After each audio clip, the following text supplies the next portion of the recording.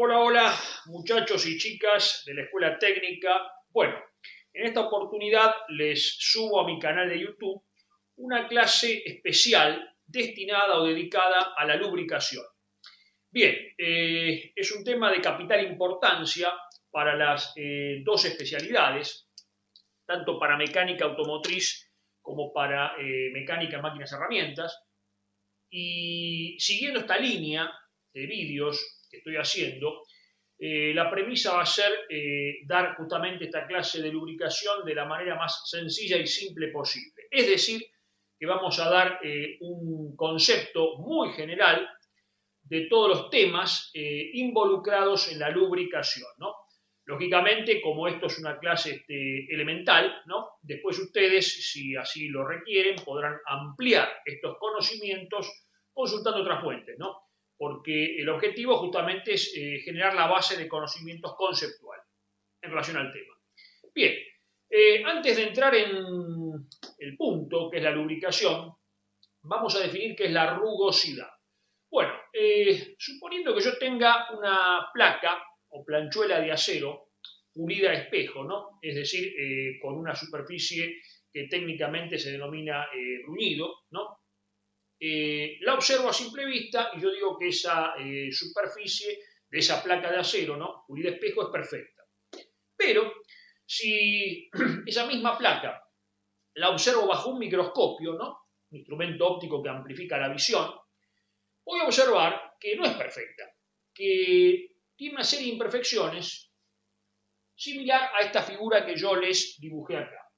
Es decir, que vista bajo el microscopio va a tener una serie de imperfecciones o irregularidades geométricas en forma o similar a un cordón montañoso con cumbres y valles. Bueno, este grado de imperfección geométrico que presenta una superficie lo denominamos técnicamente rugosidad. Hay aparatos que pueden medir la rugosidad, rugosímetros, e incluso hay una escala, ¿no? Para medir ese valor, ese grandor de la rugosidad, pero es un tema que acá lógicamente no vamos a abordar. Bien, suponiendo ahora que dos superficies metálicas rugosas hagan contacto entre sí, contacto físico entre sí, se les aplique una determinada carga, un peso, por ejemplo, que es una fuerza, una carga, y la superficie es presente en movimiento, acá, por acción de la rugosidad, va a aparecer una fuerza llamada rozamiento. Es decir, en general se va a verificar el rozamiento.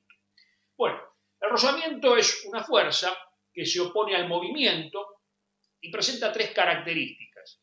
Primero, hay absorción o consumo de energía, ¿no? Porque lógicamente es una fuerza que se opone al movimiento, ¿no? Hay un consumo de la energía propia del movimiento de las piezas. Segundo, hay producción de calor. Esto por el principio de la conservación de la energía o el primer principio de la termodinámica, ¿no? Es decir, hay una transformación de la energía mecánica o de movimiento en energía calórica, ¿no?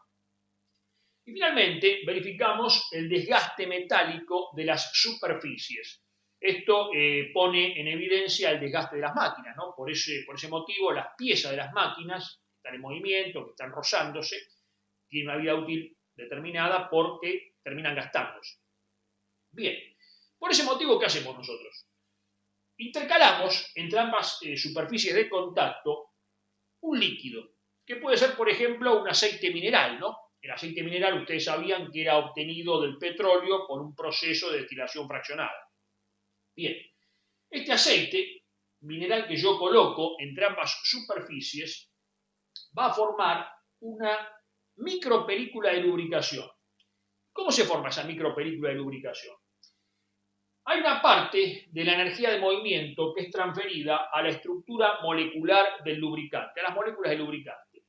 Esa estructura molecular genera la llamada presión hidrodinámica, que es la que va a generar o formar esa micropelícula de lubricación y va a establecer una separación hidráulica entre ambas piezas, ¿no? A los efectos de que yo ahora tenga un rozamiento, pero de tipo fluídico, ¿no? Porque hay una separación hidráulica por un fluido entre ambas piezas.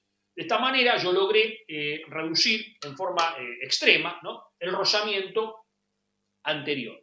Bueno, Esto, en líneas muy generales, es el concepto de lubricación. Ahora, en algunas situaciones, en algunos casos, la presión hidrodinámica es insuficiente. Por lo tanto, se recurre al sistema de lubricación hidrostático, ¿no? O a la lubricación hidrostática. ¿En qué consiste? A las piezas se les practican ranuras o lumbreras por las cuales se aplica, se inyecta aceite a presión por medio o por acción de una bomba hidráulica, ¿no? El aceite a presión produce un desplazamiento, ¿no? Hidráulico entre ambas superficies por acción de la presión hidrostática, ¿no? Por ese motivo, este sistema lo conocemos como sistema por lubricación hidrostática. Se usa cuando las cargas son muy elevadas, ¿no?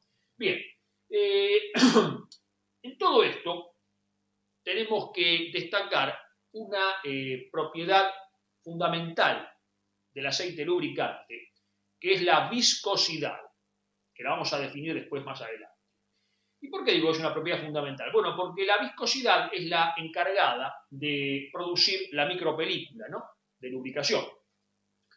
Y hay una regla general de la lubricación que me dice que a mayor carga, mayor viscosidad. El aceite tiene que ser mayor viscoso. Menor carga, menor viscosidad. Bueno, por ese motivo es de capital importancia, fundamental conocer las propiedades de un aceite lubricante. Y por ese motivo, los aceites lubricantes son sometidos a ensayos, ya sean físicos o químicos. Está claro que los aceites pueden ser también sintéticos, ¿no? En ese caso, lo que lubrica en realidad es el aditivo que contiene el aceite, ¿no? El aceite actúa como vehículo para llevar el aditivo a la zona de lubricación. Bueno, dijimos que hay dos clases o dos conjuntos de ensayos, los químicos y los físicos. Los ensayos químicos no los vamos a ver acá porque esos son competencia del técnico químico. Son ensayos destinados a, por ejemplo, determinar el grado de contaminación que tiene un aceite, el grado de calidad o pureza de sus componentes, la eventual corrosión que puede producir sobre los metales, ¿no? O sobre los materiales, ¿no? Esos son los ensayos químicos, que acá no nos interesa, ¿no? Sí nos interesa a nosotros, en el ámbito de la mecánica, los ensayos físicos. Hay todo un conjunto de ensayos físicos que se practican a un aceite lubricante. Vamos a ver los más importantes, que son el ensayo de viscosidad, de punto de inflamación y de densidad.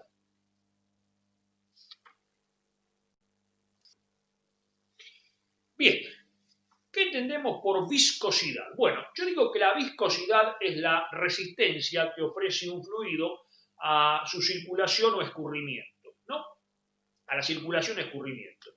Un ejemplo, yo tengo, por ejemplo, agua en un vaso y la paso o la trasvaso de un vaso a otro, ¿no? Lo hago con mucha facilidad, de forma rápida, no origina ningún problema.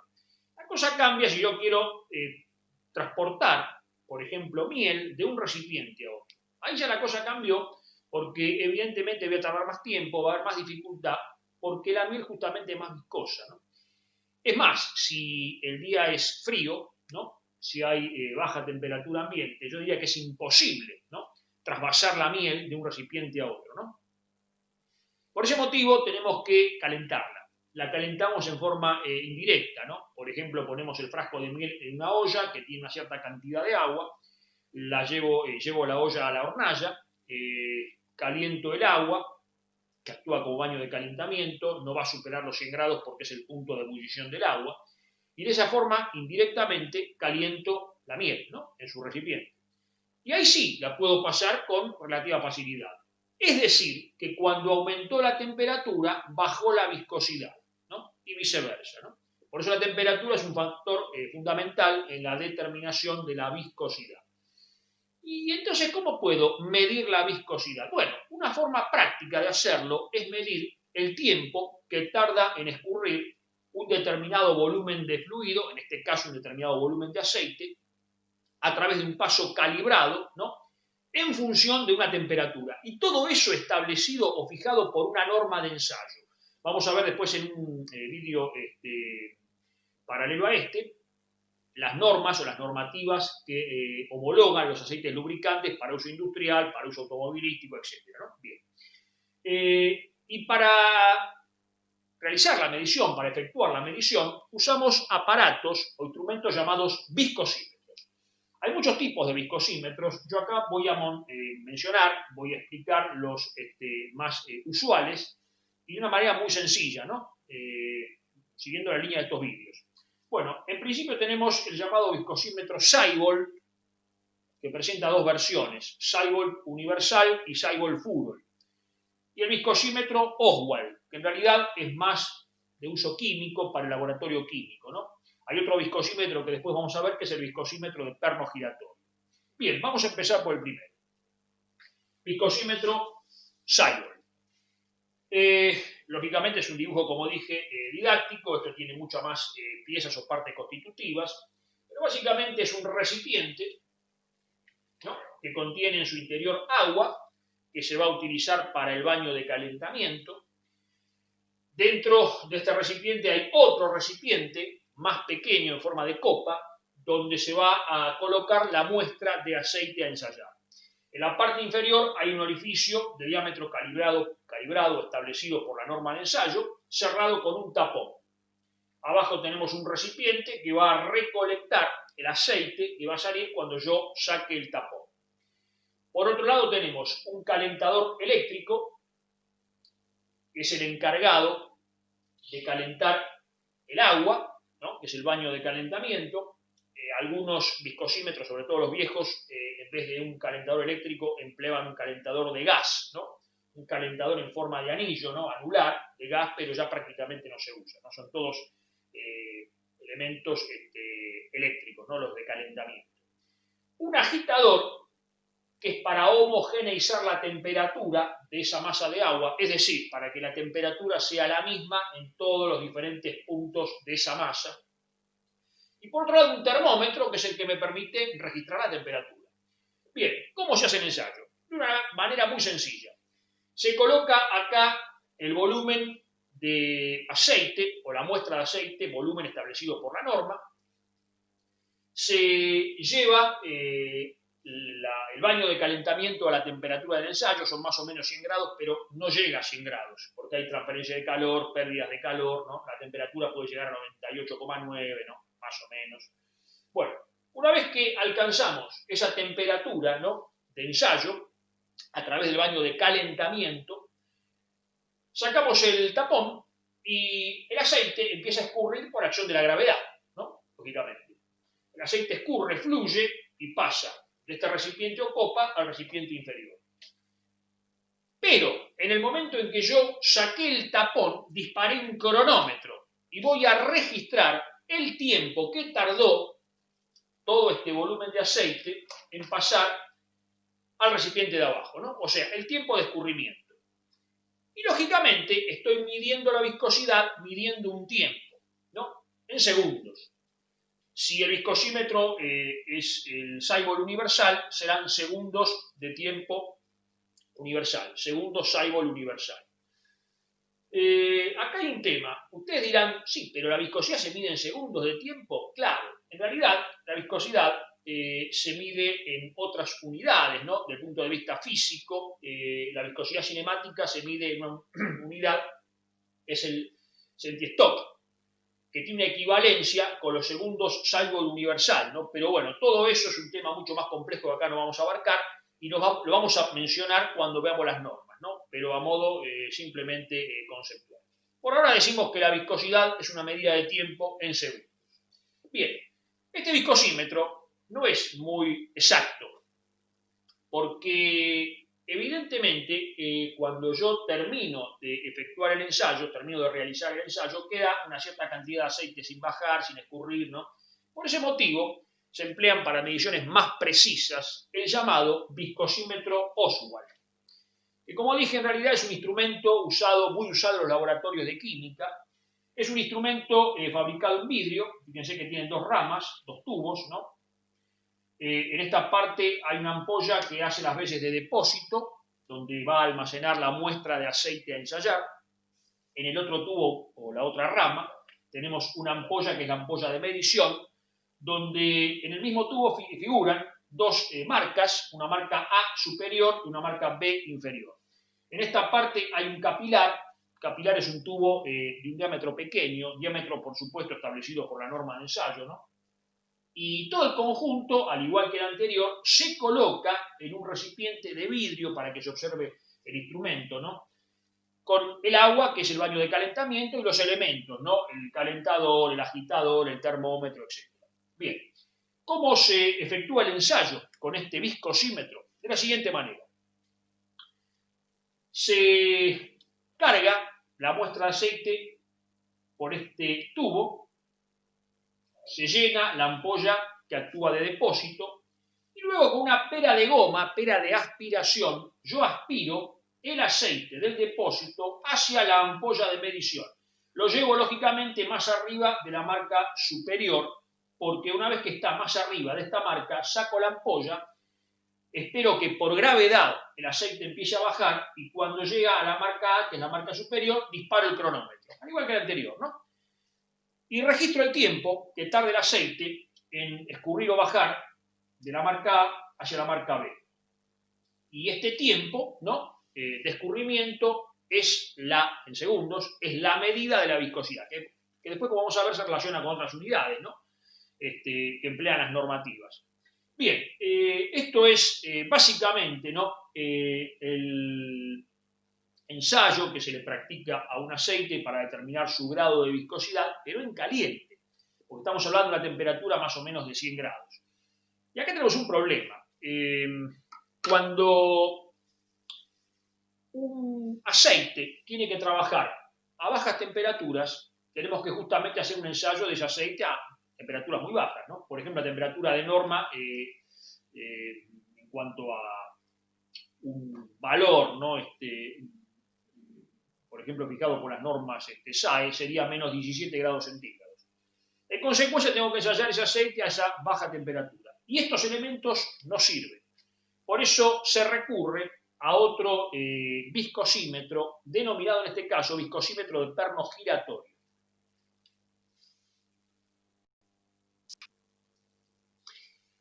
Bueno, dijimos que tenemos que ahora efectuar el ensayo a baja temperatura y por ese motivo los aceites modernos son denominados multigrados. Eso significa que el aceite puede funcionar tanto a bajas temperaturas como a elevadas temperaturas. En el caso de los aceites empleados para los automotores, los vehículos, eso es importantísimo, ¿no? Porque ese vehículo puede funcionar o debe funcionar, ¿no? Tanto en un clima frío como en un clima cálido, ¿no? En condiciones ambientales frías o en condiciones ambientales cálidas. Por ese motivo, tiene que mantener una viscosidad, ¿no? En determinados límites, tanto en frío como en calor. Y para efectuar justamente el ensayo de la viscosidad en frío, empleamos, como dijimos, el viscosímetro de perno giratorio. Bueno, ¿en qué consiste este aparato? Tenemos un recipiente, el cual contiene un líquido que es el baño de enfriamiento, que hace las veces de baño de enfriamiento. Ese líquido va a ser enfriado mediante un sistema de enfriamiento, ¿no? Y va a ser llevado a una temperatura muy baja, ¿no? Por ejemplo, yo dije menos 17 grados bajo cero, más todavía, ¿no? 30 grados bajo cero. Lógicamente que uso agua como un anticongelante agregado, ¿no? Como líquido de enfriamiento, si no el agua se congelaría. Dentro del baño de enfriamiento tengo un tubo similar a un tubo de ensayo en el cual coloco la muestra de aceite ensayado. Y dentro de esa muestra se coloca un perno que hace las veces de paleta giratoria y es accionado, se lo hace girar mediante un motor eléctrico. ¿Cómo funciona esto? Bueno, primero se lo lleva a la temperatura de ensayo que se va a registrar con su termómetro, ¿no? Una vez que está el aceite a la temperatura del ensayo, yo pongo en marcha el motor eléctrico. Ese motor hace girar el perno y en consecuencia, cuando la viscosidad es elevada, va a ofrecer una gran resistencia, ¿no? En cuanto al giro del perno, ¿no? Y esa resistencia va a originar mayor demanda de fuerza o torque por parte del motor. Es decir, que estoy midiendo la viscosidad del aceite, midiendo indirectamente el par del motor, el torque del motor, ¿no? Ahora bien, como esto es un motor eléctrico, yo puedo medir el consumo eléctrico mediante un amperímetro. Ustedes saben que el amperímetro es un instrumento que puede medir la corriente o intensidad eléctrica, el consumo. Entonces, cuando aumenta la viscosidad, aumenta el torque, la fuerza que tiene que realizar el motor, y en consecuencia aumenta el consumo eléctrico. Es decir, que yo puedo medir la viscosidad midiendo indirectamente el consumo de un motor eléctrico. Bueno, en este vídeo ya hemos explicado, en este primer vídeo, esta primera clase audiovisual, hemos explicado el primer ensayo, ¿no? Físico, que es el ensayo de viscosidad, y en el próximo vídeo vamos a explicar el ensayo de punto de inflamación y de densidad, como también vamos a dar una idea de lo que son las grasas lubricantes.